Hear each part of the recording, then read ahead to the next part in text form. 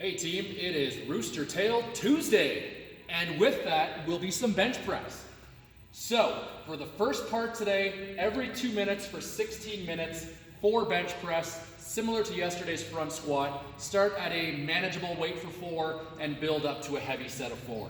If you don't have a bench or a barbell to do the bench press, that's no problem. You'll do an EMOM for 16 minutes, so every minute on the minute. The first minute, you're gonna be laying on your back with your stool underneath your mid-back or a pail of some kind, and you're gonna bench press laying on your back, going for 5 to 10 in one arm, and then 5 to 10 in the other arm. That should take you around maybe 30 to 45 seconds. You're gonna rest at the start of the next minute. You're gonna go for a 30-second high plank, and that's gonna be up on your hands, just like this, going for a 30-second hold. Don't drop down like this. Make sure you've got your belly engaged and you got that body in that hollow body position. After that 30-second hold, rest at the start of the next minute, back to those single arm bench press. So that's the first part, some chest work. Part B, some of you that are a little more familiar with CrossFit, you might recognize this. This is Cindy-ish. Lower reps, but same movements, pull-ups, push-up, or dip, and then some squats. So the way this is gonna work, 14-minute AMRAP. So as many rounds of that as you can get in 14 minutes. The first movement is 3 strict pull-ups.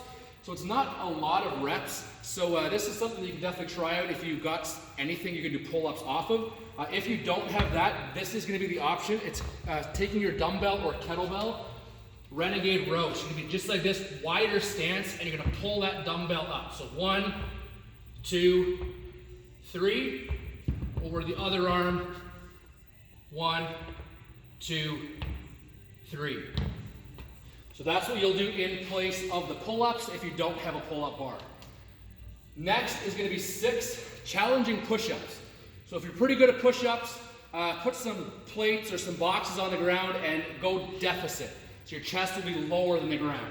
If you normally use a box or a bench, lower it slightly. Challenge yourself because it is only 6 reps. If you've got the option, some dip bars at home or rings, you can do it as dips.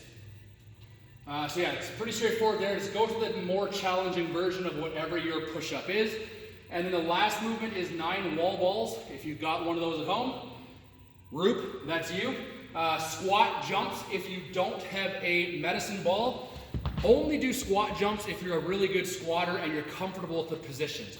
The bottom of your squat looks something like this. Adding a bunch of jumping on that is not going to be good. So, if you're confident in the squat jump, full depth, up off the ground. It doesn't matter how high you jump, your feet just have to come off the ground. If that's not for you and you don't have the ball, regular squats will be okay for this. 9 regular squats. So the round don't take very long on this, so you get lots of rounds in that 14 minutes. Get sweaty, stay fit, and remember, smile while you're training. It's twice as effective.